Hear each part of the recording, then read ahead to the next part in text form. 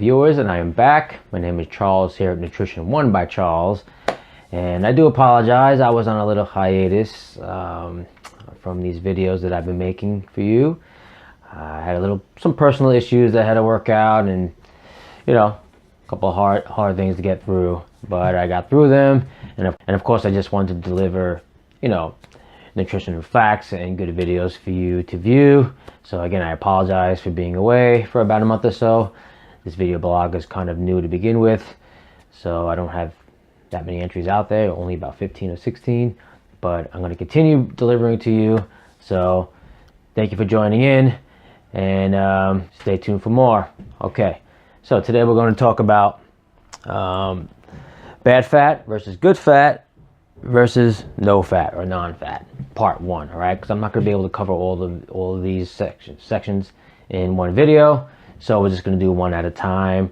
So let's jump right into it, and class is in session. All right, here we go. Why do we need fat? Well, a lot of people ask this, right? Especially my clients, because I tell them you have to consume more fat, and they, I make them write out their diet or log their food, which is very important to do, especially when you're trying to reach something new or accomplish something new in your diet plan or your regimen or your workout plan. You definitely want to log your food in for 5 days or so. MyFitnessPal is kind of one of the ones, my go-to. .fit is another one. All right, so I have them log their food, and I always notice that there's not a lot of fat, and that's one reason why you're definitely going to be plateauing, is you're not getting enough fat, because you need fat to get rid of fat, right? So that would be my number one, right? We need fat to lose fat. Now, fat is basically, we want to get into fat burning zone, and fat is our tunnel. It's kind of our gateway, especially something like coconut oil, which is a medium chain fatty acid, and it only takes 3 steps to use coconut oil as fuel. So it definitely is a kind of our gateway into the fat burning zone, so we kind of need that, right? So that doesn't mean all you guys out there that are saying, yes, give me some ranch dressing, right? And you want to drink as much as you can or eat as much as you can, right? Now, well, food choices still matter. Hey guys, where's the beer funnel? I want to funnel some ranch dressing. Yeah, we're not trying to do that, right? We're not trying to eat as much bad fat as we possibly can get, right? So that makes a difference, right? And we're going to get into that, right? So why else do we need fat? Well, it supplies energy, right? It's a good source of energy. We'll get into that. Essential for cell growth, organ health, believe it or not. You've heard of the term fatty liver. Well, that happens because of bad fat and alcohol. But you have a non-alcoholic fatty liver, but that's for another video. All right, keeps body warm. I think we all know that, right? I have a little bit of trouble. I try to keep my body fat to like 12%, because when I do these competitions, these endurance events, I try to keep some fat on me because I know I'm going to be burning it, and I need to stay a little warm sometimes. 12 is still not enough, because I still have troubles with hypothermia and things like that, and exposed to like cold water and cold weather, and definitely not good. So we know what fat does, keeps the body warm. We know that already, right? And more so, it buffers insulin, right? Which basically means it keeps the insulin levels at bay. Fat is the only nutrient that we can eat that doesn't spike insulin, okay? Protein does, believe it or not, and carbs do. Of course, we know that. Carbs, sugar, starch. So just definitely when we eat those things, we want to eat fat with that. Okay, so it's more dense, makes you more satiated, which means keeps you full longer, right? It has 9 calories per gram as opposed to carbs, which only has 4 calories per gram. And like I've explained in another video, calories is energy that we take from our food. It only makes sense to have 9 calories per gram when we eat fat, as opposed to 4, which burns out a lot quicker, and we hit that wall that crash when we're doing working out or something. That crash feels a lot worse from carbs than it would from fat. All right, it's essential for a ketogenic diet. Clearly, that's what a ketogenic diet is. It's 70 to 75% fat, and absorbs fat soluble vitamins, which would be vitamin A, D, E, K, and calcium, which is not a vitamin, but it's a nutrient, right? A mineral. Okay, that's what I meant. And even though I have this here down at the bottom, absorbs fat soluble vitamins. It's probably one of the most key, like important, essential characteristics of eating more fat. Fat soluble vitamins, if they're not absorbed properly, they get stored, as opposed to water soluble vitamins, which if we don't need, like vitamin C for example, it gets disposed of the rest of it right away. Fat soluble vitamins, we use what we can, and then whatever's not absorbed, it gets stored and can cause a whole lot of problems. As we know, calcium issues, or overdose of calcium is really bad. You get kidney stones and calcium deposit. I mean, it's pretty bad.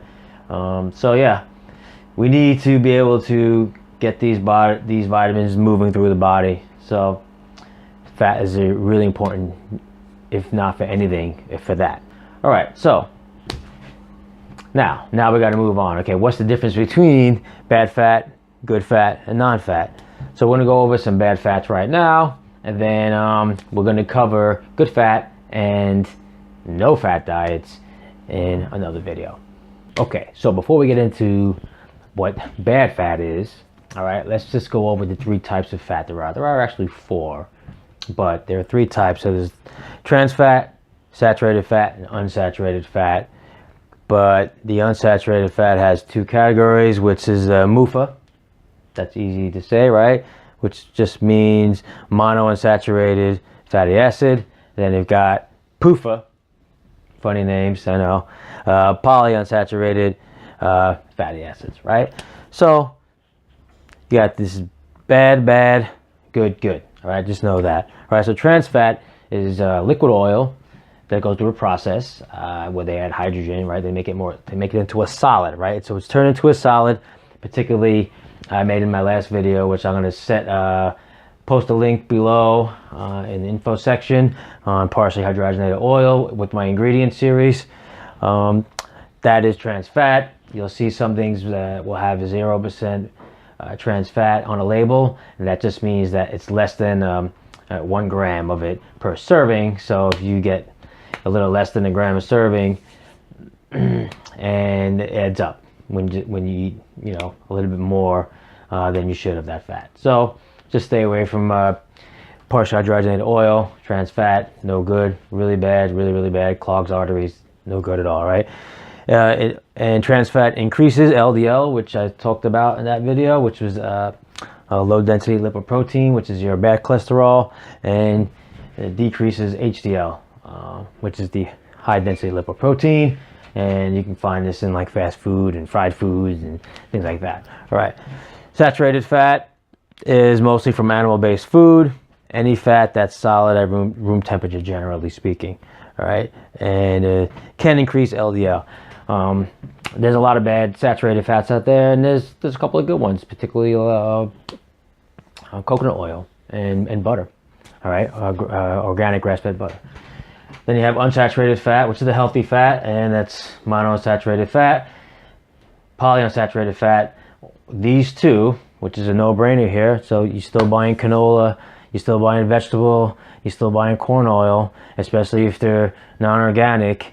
And once you heat them, they become toxic. You're still buying those, and you're still making food with that, right? But wait, man, I like to eat French fries, and they're usually cooked in vegetable oil. So what do I do now? I don't understand that, but instead you can go with these olive oils and coconut oil, sunflower oil, things like that. They fight heart disease, they raise HDL, good cholesterol, reduce inflammation, fights cancer, and regulates blood sugar. Okay, so let's get into particularly bad fats and what those are. Okay, so let's go over the list of bad fats, which I think we kind of have an idea already of what they are and what not to consume, but we're just going to focus on them right now. So we have our bad fat, right? Which I'll tell you the negatives to it, and then maybe you can start to rethink what kind of oil you're going to be using. So it raises LDL, which is pretty cool if you want that type of thing, right? If you want high cholesterol, then let's go with the bad fat. All right, so we have fatty liver. That could be a non-alcoholic fatty liver, which happens with fat deposits that are left in the body if it's not absorbed properly, and that goes with fried foods, you know, bad fats and, you know, heavy fats, and, you know, we're gonna get into that. So promotes heart disease, right? So it's a good promoter of that. If you heart disease is your thing, let's go bad fat. Yeah, but I'm healthy, man. Look at me. I'm like 26. I look pretty good, right? I'm only 200 pounds. Also, we got clogged arteries, plaque buildup, which they kind of like the same thing. Creates inflammation, which I think we've spoken about before. Inflammation just wreaks havoc in the body. It can attack you in many, many different ways.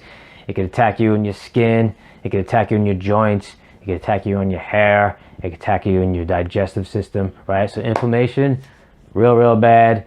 Bad fats increase inflammation by a lot, right? Because it's very toxic, right? Bad fats, always very toxic. And also promotes weight gain. I don't think we want that. So we got vegetable oils, right? I'm going to give you the types of vegetable oil. So it's not just vegetable oil, but it's all oils made from different types of vegetables, right? So the best ones are here: vegetable oil, canola, corn, soy, which you should stay away from all soy products to begin with, especially men, you're working out, you want to look good. Soy increases your estrogen. We don't want that. We want high testosterone, not estrogen. Okay. That's why you have man boobs. All right, rapeseed oil, which canola is like a glorified rapeseed oil, but they're still both bad. Safflower oil, cottonseed oil, all right, these are all made in factories, right? So we don't extract these oils the same way like olive oil is made, which is like pressed, and we get these really delicious, tasty oils. These have to be made in factories, and they have to be chemically removed, right? And chances are all these vegetable oils are GMO, right, which is genetically modified organism, and we do not want that in our body, because that comes with usually pesticides, fungicides, herbicides, Roundup specifically, and some other ones that might be banned that you might find like on spinach sometimes. Canola takes at least 10 steps to process before it's made, right? Something like butter takes 3 or 4, okay? And it's a big process, all right? It's a lot of different extracting and adding and this, that, and it's a really hard thing. We don't want processed food. We try to reduce that in our diets. So stay away from canola. I mean, you would think it's better than vegetable oil, but it's not. And these actually start off as polyunsaturated and monounsaturated fats, but once heated, boom, now it becomes like a toxic, you know, a toxic ingredient, and it gets high in omega-6, and really high in omega-6 becomes very toxic and creates inflammation. So we don't want that, and that's what creates things like fatty liver, stuff like that. We don't need this, right? So we have trans fat as well, which is usually found in processed food, fast food, reused oil. So we know that. I did a whole video on this. You find this in snacks, cakes, you know, things like that. You can go to your fast food restaurants, and most likely everything you're eating is going to have trans fat in it. Most likely, right? I'm not going to point fingers, but, you know, read your food labels, ask the restaurants about a nutrition list, and see what they got there. Then you have some saturated fats are bad for you. Some, okay? So that would be from non-organic meat and dairy, meaning I'll eat the skin of a chicken, an organic chicken, because that's going to have hyaluronic acid and other healthy fat elements that I need in my body, right? But if it's non-organic, now we're talking that fat becomes pretty toxic, right? Because it also has residue of steroids, hormones, and antibiotics, right? So even your ice cream is going to be toxic. Your meat, obviously, dairy, milk, conventional milk, all right? You can go with goat milk kefir, you can go goat's milk. Even organic regular milk, whole milk is fine. It's better than non-organic anything, okay? And lard is definitely one of the worst things you can put in your body, right? So butter is considered saturated fat, but that's a good one, especially if you are doing a organic grass-fed butter, which we'll get into that when we go over good fat. That covers the bad fats. I think we heard enough about it. Our next segment, we're gonna get into good fats and then no fats, and then you can just compare the differences. All right. Thank you for watching and welcome back. And if you could just like this video, please, and share it. Punch that share button and get it out to the people that you might be interested in this information. And for those people that jumped in that craze in the 90s or late 80s where it was no fat, and let them know that there's a whole new scientific approach now to how we look at fat and how we eat fat. So thank you again for tuning in. Again, my name is Charles here at Nutrition 101, and we'll talk to you again real soon. Class is dismissed. Hey man, I think you're onto something. I think I might try this good fat, bad fat diet you're talking about.